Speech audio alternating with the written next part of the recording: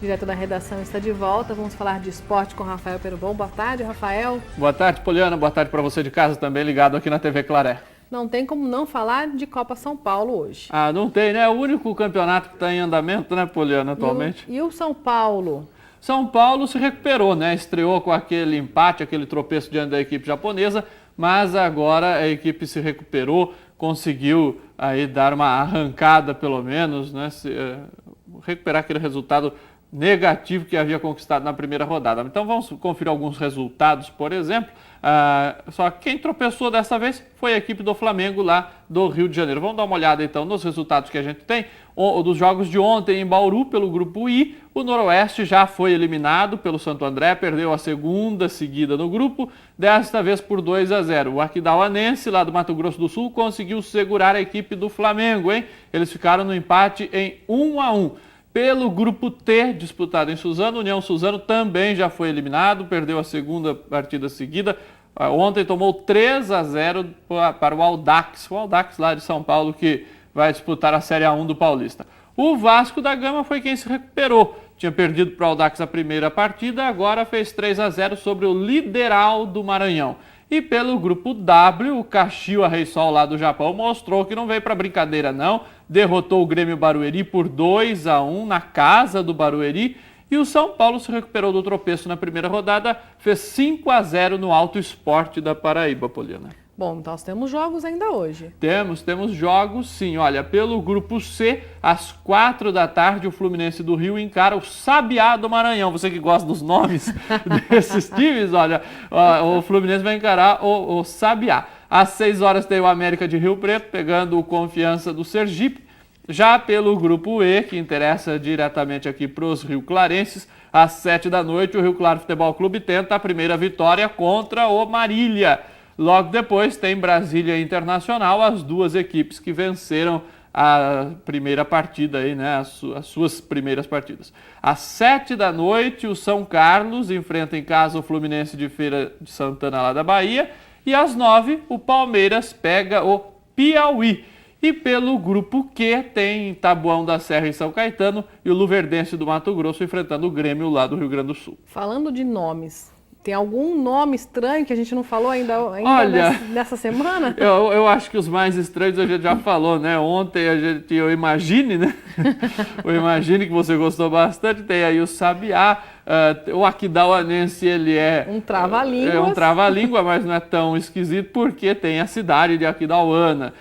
Então a maioria são esses. Tem o Kashiwa do Japão, mas aí já é nome japonês, nome né? Japonês. Bom, ainda falando de Copa São Paulo, vamos falar do Rio Claro, que joga hoje. Esse é um jogo de tudo ou nada. É um jogo de tudo ou nada. Antes da estreia, o técnico Buião havia dito pra gente, até em matéria que a gente exibiu aqui, que este jogo contra o Inter na primeira rodada seria o jogo-chave. Aí o Rio Claro foi lá e perdeu. Agora o discurso é: essa partida contra o Marília é chave. E de fato é mesmo, porque um empate aí já praticamente elimina as duas equipes, afinal as duas vêm de derrota, né? Tanto o Marília quanto a equipe do Rio Claro. Então a partida hoje vai ser às 7 horas da noite, lá em Oswaldo Cruz pelo grupo E, partida contra a equipe lá do Marília. Marília, que na verdade é o cabeça de chave, era para jogar em casa, mas como a gente sabe, por conta do estádio interditado, não vai dar certo, os jogos todos em Oswaldo Cruz. E o técnico Buião diz que vai fazer 2 alterações na equipe que estreou na competição. Então hoje saem Robson e o Gutner, e aí entram no time o Leonardo Senna e também o André. Então, torcedor do Rio Claro, anota aí a escalação do Galo Azul. Entra em campo o time com o Kaique no gol, o Chico, Alex e Maurício a dupla de zaga, o André na lateral esquerda. Aí o meio de campo tem o Veloso, o Leonardo Senna. A gente vê aí também algumas imagens, né, da primeira partida, né, do jogo contra o Internacional. Aí tem o Leonardo Senna, o Léo Cordeiro, o Thiaguinho completa o meio de campo, e na frente o Matheus Love e também o Juninho. Aí fica a mesma formação no ataque, Poliana. O que o técnico consegue com essas alterações? Dá para saber, Rafael? Você vem acompanhando os meninos do Sub-20? Olha, eu acho que ele quer mesmo a questão da qualidade, né, para o time ganhar mais ali principalmente no lado esquerdo do campo. O problema assim, que eu senti na primeira partida é que o time estava ainda meio desentrosado, ainda meio desorganizado, principalmente pelos jogadores que perdeu, né?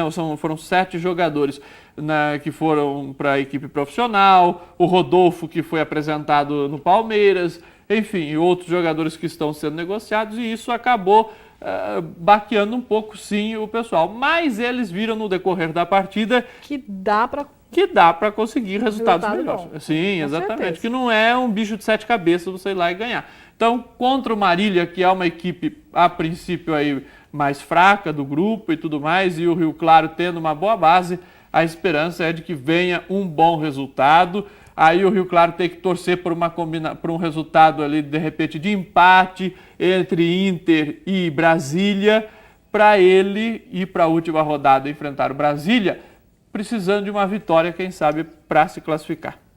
E falando ainda do Rio Claro, mas agora da equipe profissional, hoje tem 4 jogo-treino. Isso. Comandado aí pelo técnico Fael. Exatamente, o 4º jogo-treino, o penúltimo desta pré-temporada do Rio Claro, visando o Campeonato Paulista. O time vai enfrentar o Mojimirim, lá na cidade de Mogi, às 5 da tarde. Então, logo mais, o Rio Claro fazendo mais um teste, hein? E desde sexta-feira, né, que o Rio Claro está concentrado lá em Araras, ninguém está aqui pela cidade. E após o jogo-treino de hoje, que o jogo vai ser com portões fechados, o clube volta a campo no sábado para o último jogo-treino, desta vez contra a Caldense, time da primeira divisão lá do Campeonato Mineiro.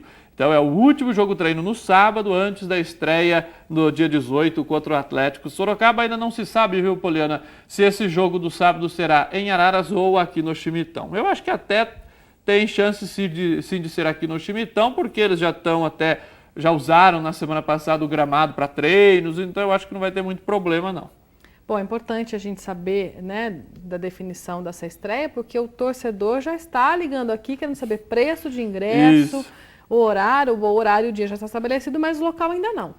Não, a estreia do time é no Chimitão, isso já está certo. O que ainda não se sabe é esse jogo-treino contra a Caldense, né, do sábado que vem, se vai ser em Araras ou se vai ser aqui no Chimitão. Agora, o valor do ingresso, o torcedor tem ligado aqui, já várias pessoas, é o seguinte: o preço mínimo que a federação estipula é R$40, né, o ingresso de arquibancada. Agora, as equipes, elas têm ali a liberdade de mexer no preço. O Rio Claro pode aumentar ou pode também cobrar mais barato. Só que aí, se cobrar mais barato, o que acontece? A federação não abre mão da porcentagem dela no ingresso. Então aí o Rio Claro teria que repassar a mesma porcentagem exigida para a federação e ficaria com um lucro menor. Eu acho até, viu, Poliana, que para você conseguir um público bom, olha, abrir mão de uma porcentagem nessas alturas do campeonato, eu acho que seria bem interessante, principalmente nessa volta, né, do time. De repente, se você quiser cobrar R$40 num jogo lá de reta final, um jogo aí, né, decisivo, que aí